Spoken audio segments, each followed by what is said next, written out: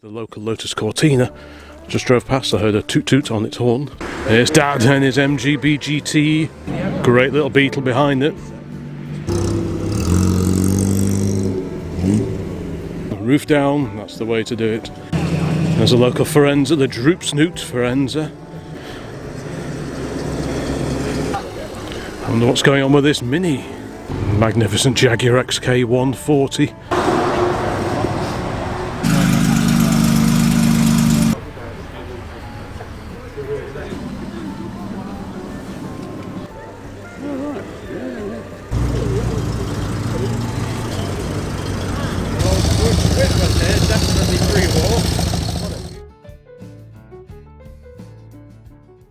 Well, morning folks, day 2 and the 4CV is outside. Harley got it out just a few moments ago. Doing a quick rinse down and then we'll head off over to the Combermere Business Park and the Old Piggery Cafe for this morning's meeting. This will probably be the last classic car meets that we go to this year, possibly Crew Heritage at the beginning of December, I'm not quite sure, but I'm pretty sure it'll be the last outing for this one, this year anyway. It's been a while since we've taken this anywhere. The pilot's in the garage tucked away. The Dodge was out only yesterday collecting those concrete slabs that we've already featured on the video. So today I thought it was high time that the Renault gets a little airing. So yeah, here we go. Just drying off and then we'll head off in a few minutes. The local Lotus Cortina. Just drove past, I heard a toot toot on its horn, so he'll already be there. So yeah, we'll set off very, very soon. Hopefully Dad will be there also in his MGB, although I doubt he'll be there just yet.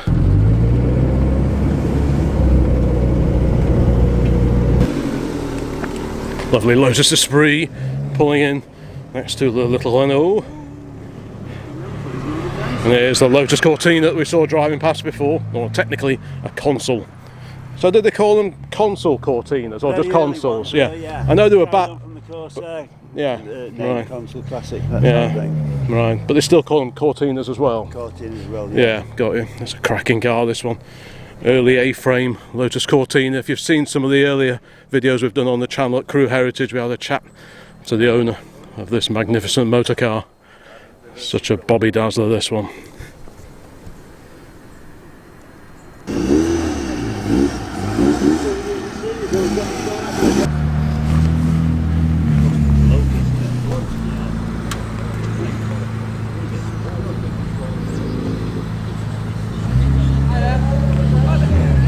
People in their open top cars, very well wrapped up.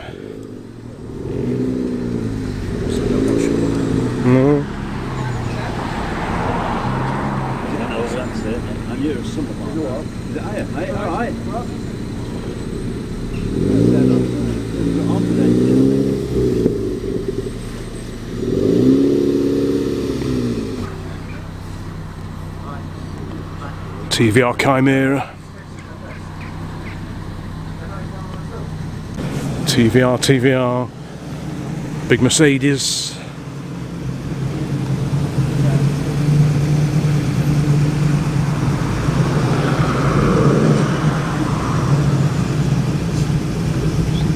Quite a few cars here now, which is good to see on this slightly chilly November Sunday morning. TVR's lining up over there, Porsche as well.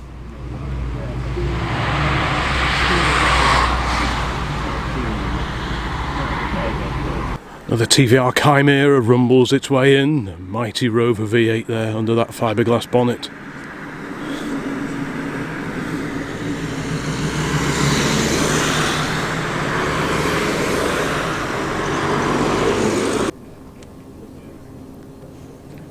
There's Dad and his MGB GT. Line up pull around the back and angle it in like that. You can pull out easily then. Been there a few times, you know, on that. This sounds fruity. Great little Beetle behind it. That's Toyota Chaser.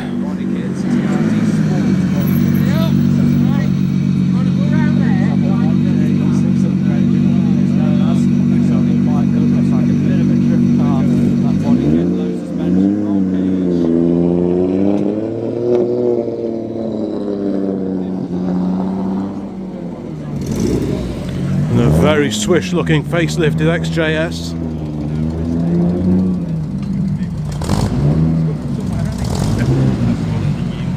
These are growing on me a bit as well now.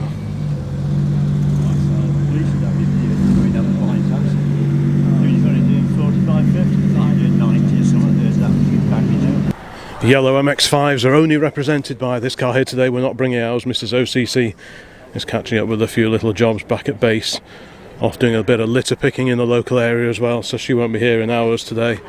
So this may just be the only bright yellow Mark 1 MX-5 here today. Always a good turnout of Porsches here at this particular meeting. Porsches and TVR clubs both well represented here today. Modern Jaguar, Bentley. Always a real variety of cars here. Many old, many new. It's a real variety. Oh, look at this, a lovely Morris Minor Traveller. Same colour as the one Dad used to have before he switched to MGB GT ownership. A lovely, very distinctive A-Series Morris Minor Burble there. We do like a good Morris Minor. Yeah, we're getting full down there.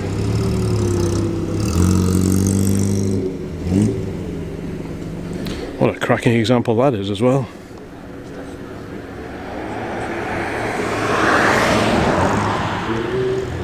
Better stand back. BMW Z3M. These are a real hoot. M3 powered they are. 320 something brake horsepower, straight six.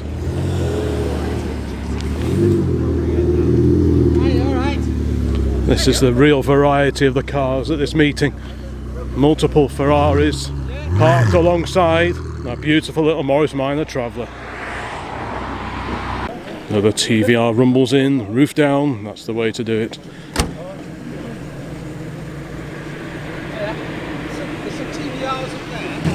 There's a local Forenza, the Droop Snoot Forenza.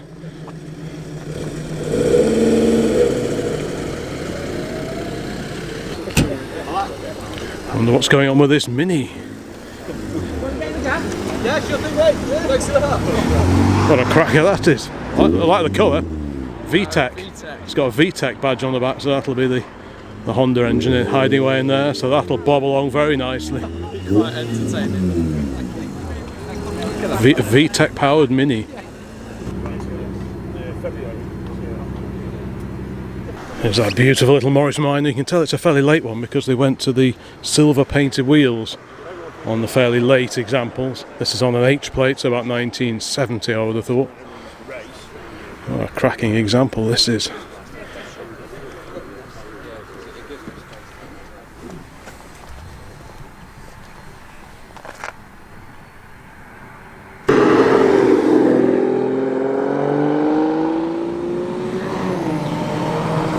More of Blackpool's finest is running in now. I've got a TVR Griffith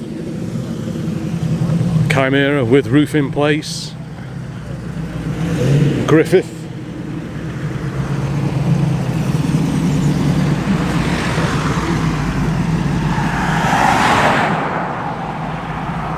Of course, this Ferrari on the end here is a distant relative in some ways to our little A40 at home because they were both penned by Pininfarina.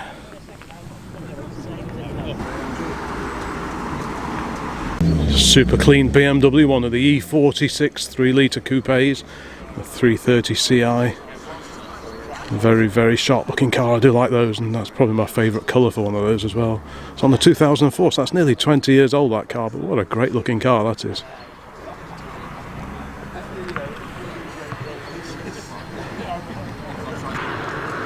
And what do we have here? That looks purposeful. Look at the size of the wheels and tyre combo on the back of that.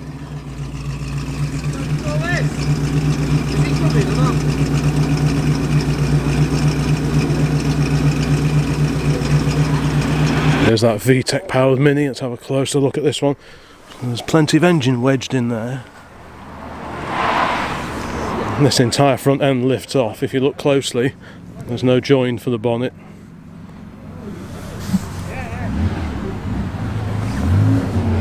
It's a nice Porsche, I do like that one. What a cracking Carrera 911.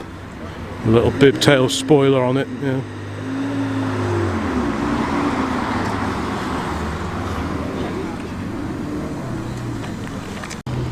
Magnificent Jaguar XK 140 fixed head coupe. This is a fairly regular car here, representing the classic car contingent at the Old Piggery Cafe meetings.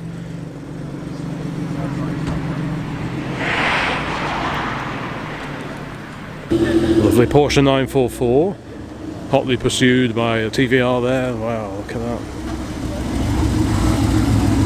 They always sound fantastic.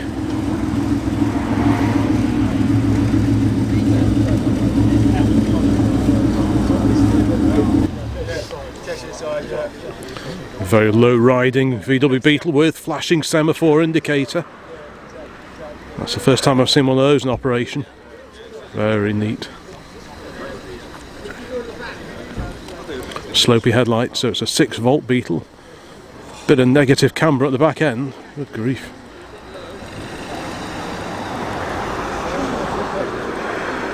Oh, the good old MG is out and about today. That's good to see. Beautiful blue hood on it as well. That's lovely.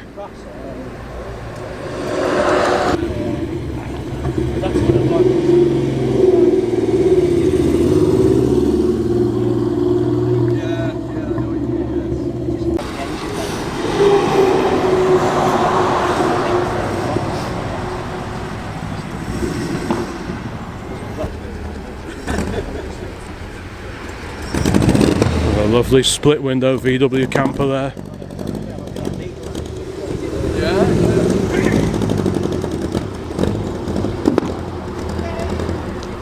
What do we have coming up here? A Series 3 V12 E-Type Roadster, no less. Very, very nice. Very late one on an N registration. What's that, about 74, 1975, around about there. What a beauty that is. Looks like a well-used example, not a museum piece. And that's just fantastic to see. Is it a manual? I think it probably is. Mark II VW Golf GTI.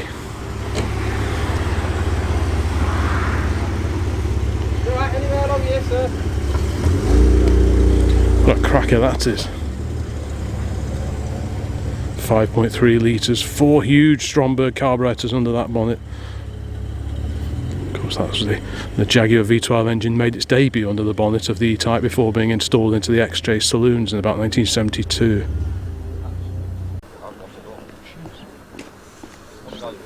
The bonnet's raised on the VTEC powered Mini, and wow, that's a tight bit of package in there. Look at that. Just all engine with a Mini bolted to the back of it. Fantastic. That must really go.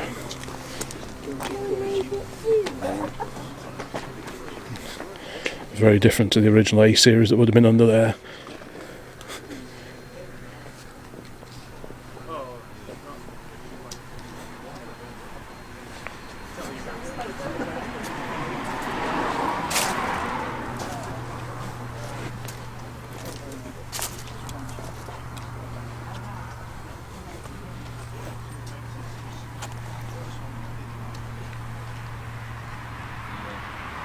Alright, let's go and have a look, see what interesting modern and classic cars are here today. Here's that very low riding 6-volt, I assume, VW Beetle. That is one very, very, very low car.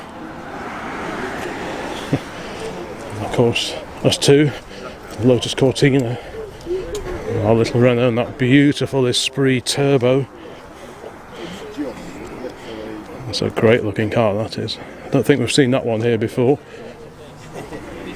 Of course, the supercharged Wolseley Hornet we have seen many, many times. Fantastic.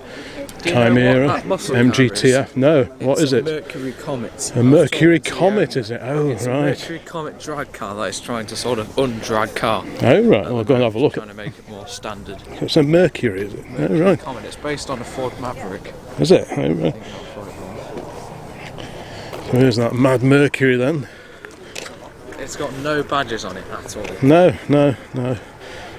So it was a drag racing car, and it's sort of being converted to road use. Then is that the idea? Oh, right. Well, yeah, it's got all the roll cage and stuff in there. So I think he said it handles pretty really wild, isn't it? with these tyres. So you got bonnet pins, so you can quick release the bonnet. Yeah.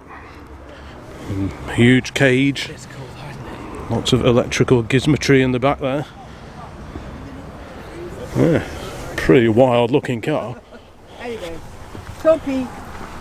It's so hard to tell, isn't it? It is. Yeah, there aren't many clues as to what we're on. Look at that, you've even got a cut-off switch in the back. Yeah. I've never seen a cut-off switch in the back before. Oh yeah, it's a properly prepared. Yeah. That's cool. Yes. There we go. Open window, so we can have a look inside. Look at that taco on top of the steering column there. Manual. Yeah. Yeah, that must be a bit of a hoot. Is it mint on as well?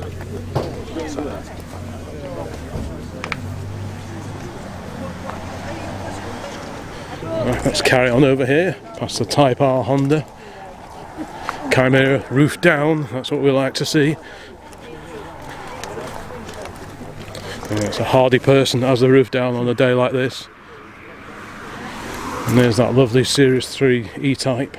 Usable, isn't it? Yeah, It's a nice great, isn't it? addition. Yeah, it's quite a late one on an end plate. It's nice to see one on steel wheels as well, rather than the wires that everyone seems to put on these cars. Original. Yeah. Hello. Yeah, I stepped in some of that. Did you? I don't think I'll go over there. It's a bit muddy. Yeah, what a handsome motor car. A manual, is it? Yeah, this one's an auto. Is it? 3-speed auto. Hello. Is it an auto? Oh, it is auto, isn't it? Yeah. 3-speed standard. We've got a makeshift radiator muff on the front of this one. Used to be able to buy all these radiator covers tailor-made for the cars in the 1920s, right the way through until the 1960s. I've seen radiator covers available for cars like the Austin 1100 and the A40. And we've got a makeshift version here. Bulldog clips to the fore. That'll do, just to try and get their engine temperature, because sometimes the cars on very cold days like this, they can be a bit overcooled if anything, so that just helps bring up the engine temperature a little bit. There's Harley. Hello you. Hello. There's that great little VW on an A plate.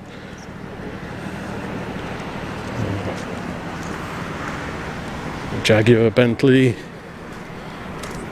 gaggle of Porsches. Is that a Monaro? Is that a Holden, or is it the Vauxhall?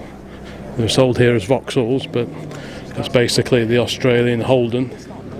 Huge V8 engine, and they do sound fantastic. Let's see what we've got here. Is that XJS, the facelift XJS? A very different side and rear end treatment compared to the earlier XJS's. Of course, the first XJS's were V12 only, and then they brought the 6-cylinder versions out a little bit later on. Not sure which one this is. If I have a peek inside, that may give us a clue. It's an automatic. No clues as to whether this is a 6 or a V12. And we got a badge at the front. Nope. Sometimes the red line on the tachometer on the rev counter can be a bit of a clue. So this is red line at 5.5. And a very smart VE dub. Very, very nice indeed. There's a Chaser, Porsche, Mercedes, and that lovely Carrera on the end.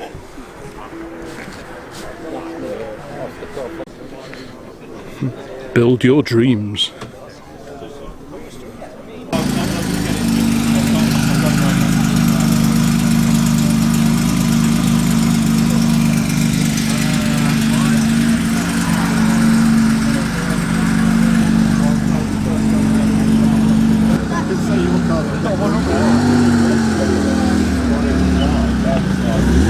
What a cracking looking car that is.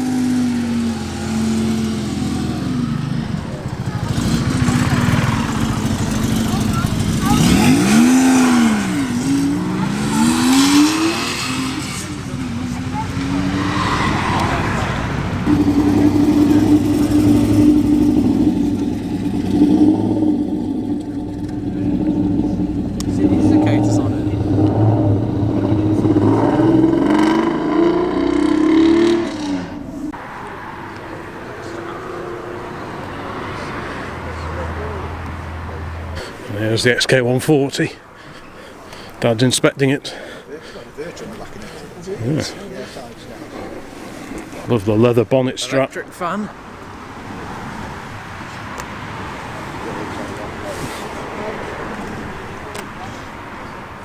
It's just right, isn't it? Yeah, it's smart, isn't it? Nice painted green wire wheels as well. No chrome wire wheels here.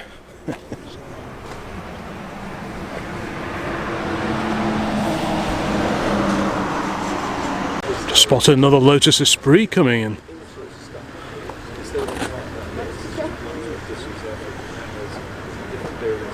There's that Droop Snoop Forenza. Pretty rare sight now, these are. And they're about 2.3 litre slant 4 engine. Is it twin Weber carburetors, I'm guessing? If I see the owner, I'll go and ask him.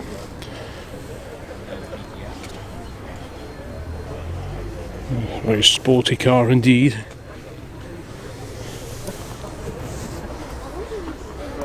Next to the Bonkers Mini. And a real variety of newer sports cars and performance cars down here, including this very sharp looking 944 that we saw driving in before.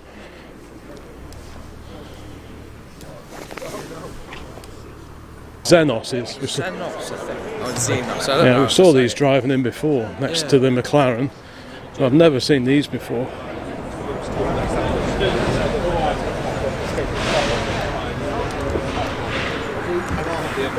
Yeah.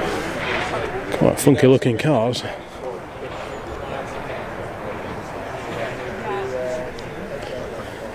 Oh, love it. But it's drafty in there, no side windows or anything.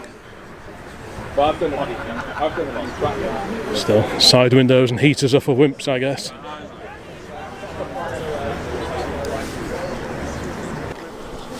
There's that other Esprit that came in a few moments ago, an Esprit S2.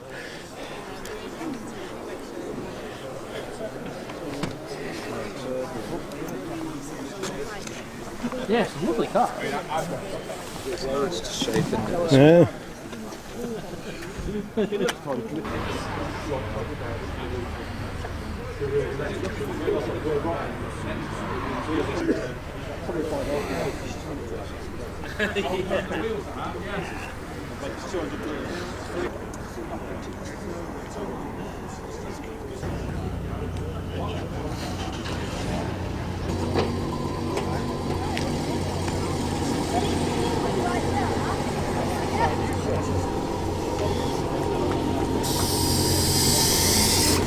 I think it's on air suspension. What a great colour that is.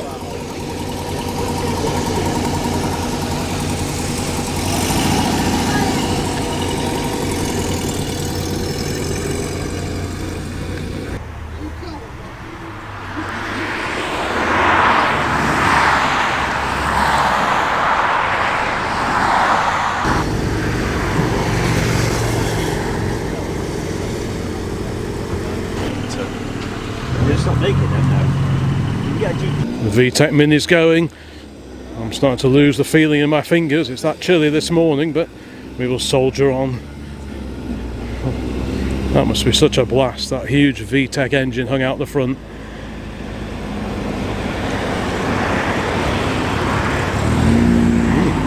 Frog Eye.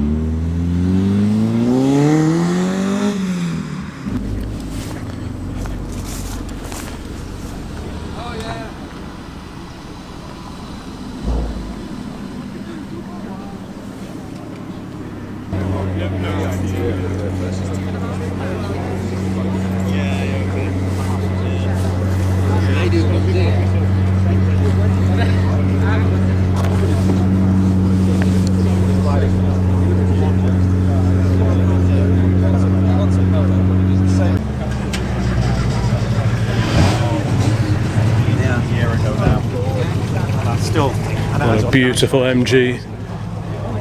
Oldest car here today. just saying, I was like, you're like, you don't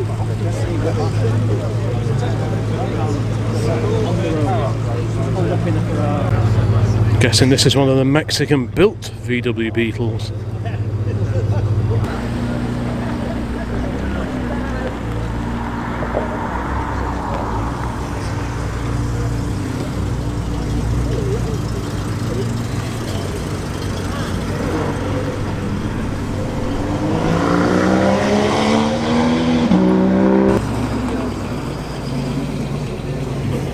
departure of the TVR Griffith in midnight blue. Here's the yellow Spitfire, a late arrival here today. This was at Crew Heritage the other weekend. I didn't do a video at Crew Heritage, but I think Harley did do one that went live today actually on his car traction channel.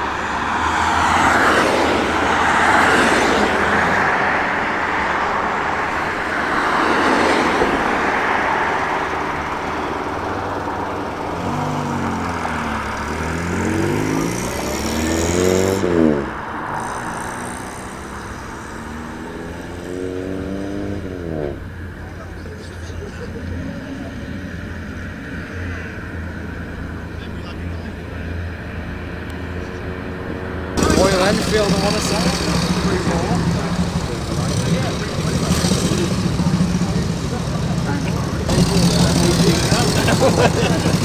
Yeah, they've got to be wide though.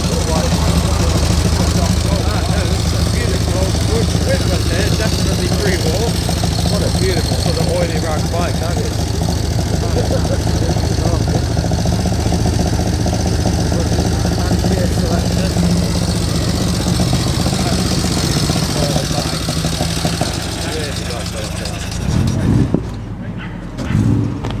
I was out in Wales with a couple of pals. They're on North Commandos. On twisters. But The foot brake, it operates the rear brakes and the front brakes in conjunction with each other, and you can adjust them on the condition. So if you've got a particularly damp day, something like that, then you can adjust these up at the side of the road and alter the bias between the front and the rear brakes operated by the single pedal. So that's a really clever little innovation. Bonnet's up on the Spitfire, 1500cc engine on display. Well, most of the oldies have disappeared now, so I think we will probably think about doing the same very soon. Fire up the little Renault and head back home. Thank you very much for watching this video. Please check out the rest of the channel, like, subscribe, all that kind of thing. And there'll be many more videos along before too long. So bye for now.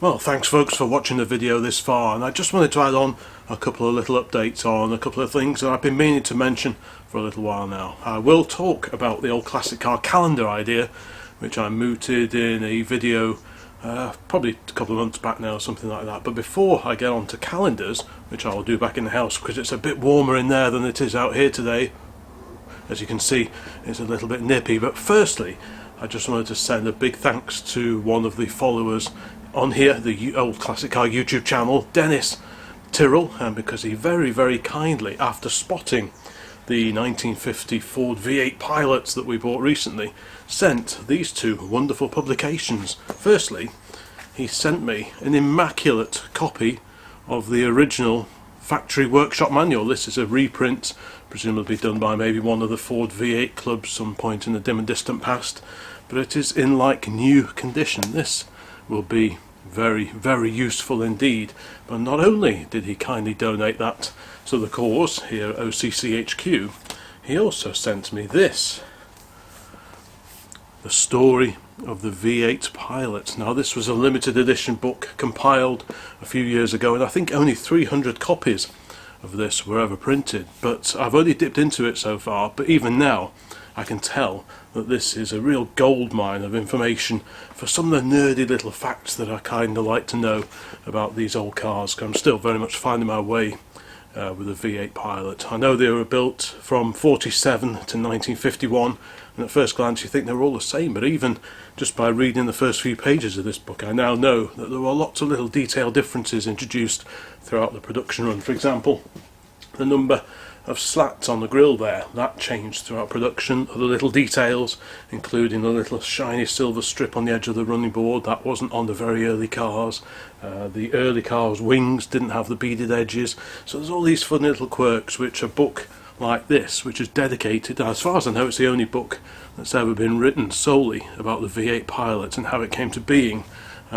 Yeah, that's just the kind of little detail that a book like this will give you. So if you're interested in the V8 Pilot, I well recommend looking out for a copy of this. But I just wanted to make sure that I included a big thanks to Dennis for kindly donating these to the cause, because between them, these two books will be very, very useful in keeping this old girl on the road. But anyway, let's go back inside where it's a little bit warmer, and I'll just have a quick chat about the idea I had for an old classic car calendar and where we are at with that particular plan, because as always with these things, it hasn't exactly been plain sailing. Okay, well, yeah, it's a little bit warmer in here. So the old classic car calendar. Now, some of you with good memories may remember that I mentioned the idea that I had for producing a calendar, an old classic car calendar, based on and using some of the oldie-worldy black and white photographs that are featured in several uploads here on the channel. And this is an idea that's been rumbling away in the back of my mind for a couple of years now. And back in July, I started researching this a little bit more.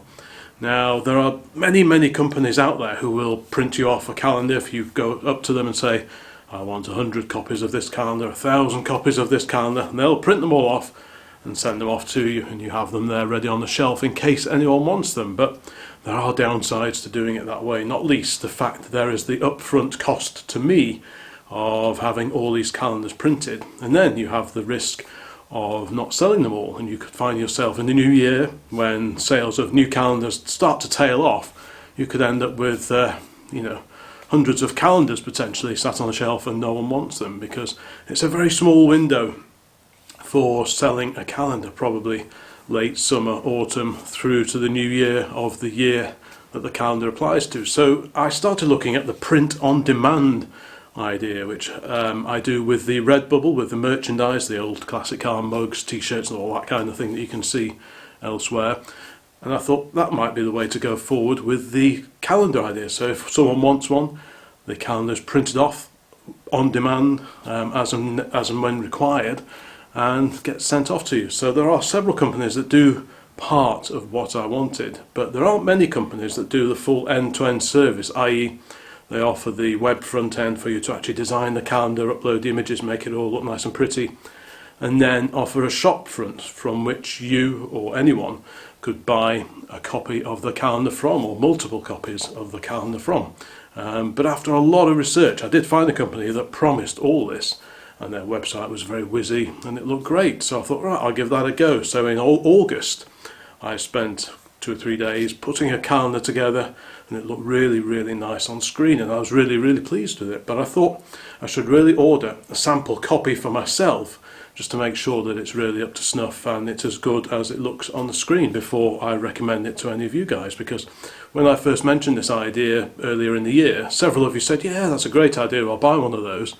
So I thought, well, I really need to make sure that this is all good enough before suggesting it and offering it out to you guys out in YouTube and old classic car land, just to buy for yourself. So I put an order in on the 21st of August, I think it was, and then I heard very little, and I waited, sent several chase emails, didn't get a reply for a very long time. Then eventually I received a PDF proof on my email showing how the final calendar would look, and it looked, yeah, that looks the part. So I paid the money and waited a little bit more, until eventually, just a week or two back, and we're talking late November by this point, the calendar actually turned up. So nearly 3 months it took for this calendar to appear from when I put the initial order in. Now obviously, if you're having calendars and such like printed on demand, as opposed to just being sat on the shelf and throw it in the post, there will be a bit of an overhead in terms of lead time for these things to be printed, packaged and posted, which I get that, I understand that. I can understand a couple of weeks, something like that, maybe 3 weeks at a push, but nearly 3 months isn't really acceptable. So I did eventually receive my trial copy, my first and only ever order for this particular calendar for 2024, and annoyingly, frustratingly, it's actually quite nice. If I have a look here, I mean, this is the first time I've had a go at one of these. That was it. It shows on the cover a gentleman with his javelins, engine in pieces, and he's blowing through the carburettor jets on the side of the road. And it actually came out looking quite nice, I think. The paper's quite good. It's a sort of a semi-gloss finish, if you like. And if we have a look, I don't know. I mean, we've got April, for example. It's a lovely old photograph of a Jaguar service centre. And it just goes through all of 2024. So the calendar, the actual resulting calendar, finally, is actually quite a nice thing. I was quite pleased with how that came out, and I would be happy to put that out there for people to order these and buy their own copies if they wanted. And I thought, well, if this works, I could do several calendars. It could be pre-war cars, it could be post-war cars, it could be modern day photographs, it could be these old vintage sepia photographs, it could be anything. It could be make and model specific, it could be just Austins or just Morrises or Jaguars or whatever, American cars, whatever. So I had big plans for this. But the problem is, if it took 3 months turnaround, that's just way too long. I've emailed the company that produced the calendar for me, and I've still not had a reply from them. I asked them, can you assure me that you will be able to turn around future orders? Because presumably this design is already on their system now. Can they turn around and promise that future orders will be turned around within, I don't know, a couple of weeks, something like that? But I've not heard anything back from them. Their communication is very poor. So hand on heart, I can't put this forward and out there to put it on general sale for anyone who wants to buy one of these old classic car calendars and support the channel and the website in that way, because, you know, I can't risk that it just becomes a really frustrating process for anyone that places an order and they have to endlessly chase the supplier for their calendar, which they've paid for and ordered and so on. So sadly, even though the resulting calendar is actually quite nice, because of the very poor service that I've actually received in terms of the speed of delivery, I can't go ahead and put this up for sale on a web store somewhere and offer it out to anyone who wants to buy one. It's a really frustrating thing.